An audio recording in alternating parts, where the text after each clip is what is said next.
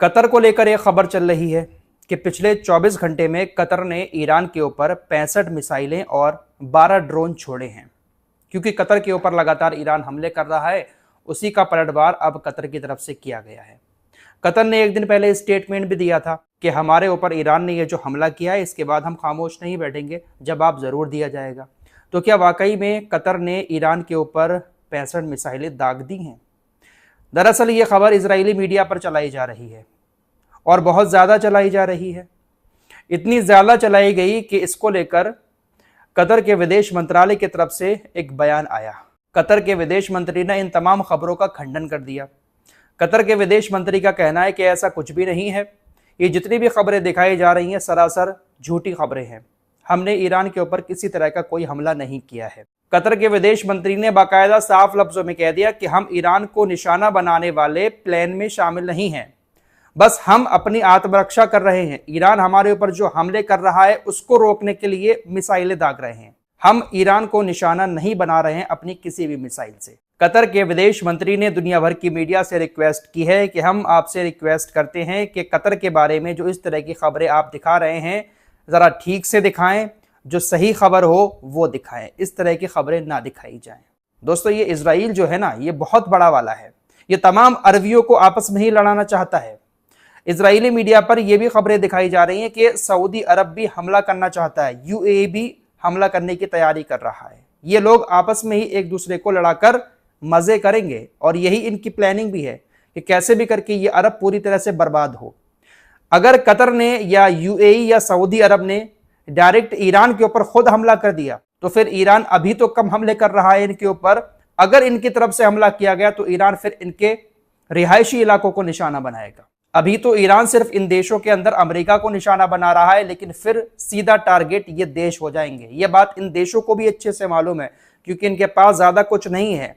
ये अमेरिका के भरोसे पर हैं और अमेरिका इनका साथ किसी भी वक्त छोड़कर जा सकता है, ये बात इनको भी अच्छे से मालूम है। कतर के अंदर अभी इतनी हिम्मत तो नहीं हुई है कि वो अकेले 65 मिसाइल ईरान की तरफ छोड़ दे। ये कहीं ना कहीं झूठी खबरें ही इजराइल की तरफ से फैलाई जा रही हैं, क्योंकि झूठ फैलाने में इजराइल सबसे ज्यादा माहिर है।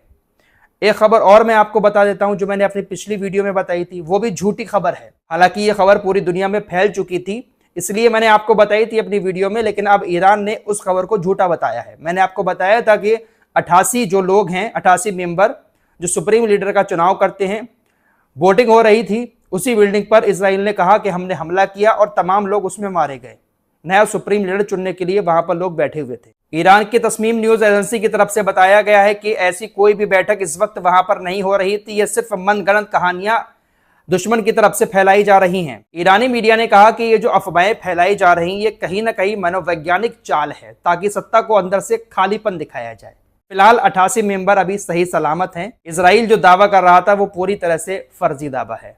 आईआरजीसी ने एक और खुला स्टेटमेंट तमाम खाड़ी देशों के लिए जारी किया है। आईआरजीसी ने कहा है कि देखिए, हम इजराइल और अमेरिका के हमले के जवाब में आपके जो पावर स्टेशन है, एनर्जी इंफ्रास्ट्रक्चर है, पोर्ट्स हैं, जो भी ऐसी चीजें आपके देश के अंदर हैं जिससे आपके देश का खर्चा चलता है, हम उन सभी चीजों को अब टारगेट करेंगे। दोस्तों, यकीन मानो इस बार ईरान एक अलग ही मूड से लड़ाई लड़ रहा है। पिछले साल जब लड़ाई हुई थी तो ईरान ने ऐसे हमले नहीं किए थे। कुछ टाइम के बाद मिसाइलों की एक दो लहर छोड़ी थी, फिर खामोश होकर बैठ गया था। लेकिन इस बार ईरान कुछ देख ही नहीं रहा है। सामने कौन सा देश है, चाहे वो दोस्त हो चाहे दुश्मन हो, जो भी अमेरिका इजराइल के साथ है, उसके ऊपर ईरान हमला कर रहा है। ईरान का कोई भी अधिकारी, कोई भी नेता इन खाड़ी देशों के नेताओं से बात ही नहीं कर रहा है। इसीलिए इन्होंने अब रशिया को बीच में डाला है। व्लादिमीर पुतिन बीच में आए हैं। खबरें आ रही हैं कि व्लादिमीर पुतिन तमाम खाड़ी देशों के नेताओं से बातचीत कर रहे हैं और फिर ये कह रहे हैं कि हाँ, हम ईरान से भी बातचीत करेंगे। मतलब बिचौलिया बन रहे हैं सुलह करवाने के लिए। तमाम खाड़ी देशों के नेताओं से फोन पर बात हो रही है और कह रहे हैं कि हम ईरान से भी बात करने की कोशिश करेंगे। बाकी रशिया की तरफ से ईरान की किसी तरह की कोई सैन्य मदद नहीं की गई है। स्पेन को लेकर एक बड़ी खबर आ रही है। कल मैंने आपको बताया था कि स्पेन के हवाई अड्डे पर अमेरिका के कुछ लड़ाकू विमान थे, जिसको स्पेन ने कहा कि आप यहां से चले जाओ, क्योंकि अमेरिका चाह रहा था कि स्पेन के हवाई अड्डों का इस्तेमाल करके लड़ाकू विमान यहां पर खड़े करके यहां से ईरान के ऊपर हमले किए जाएं, लेकिन स्पेन ने मना कर दिया। अब डोनाल्ड ट्रंप ने आदेश दे दिया है कि हम स्पेन के साथ तमाम व्यापारिक रिश्ते खत्म कर रहे हैं। अमेरिका स्पेन के साथ किसी तरह का कोई व्यापार अब नहीं करेगा, क्योंकि इन्होंने अपने हवाई अड्डों का इस्तेमाल हमें नहीं करने दिया। इनकी कोई मन की ना करे तो इनको बुरा बहुत जल्दी लगता है, उसको अपना फौरन दुश्मन मान लेते हैं। हमले दोनों साइड से हो रहे हैं। ईरान हमले कर रहा है तो हमले इजराइल की तरफ से भी लगातार जारी हैं। बेंजामिन नेतन्याहू तो खुद पलमाचिम एयरबेस पर पहुंच गया, वहां पर अपने सैनिकों से मुलाकात की। कुछ फोटोज शेयर करते हुए कहता है कि मैं वायुसेना के अड्डे पर हूं, हम ईरान पर बलपूर्वक हमला जारी रखेंगे। हमारे सैनिक ईरान और तेहरान के साथ साथ लेबनान के नाम पर भी तैनात हैं। हिजबुल्लाह ने हम पर हमला करके बहुत बड़ी गलती की है।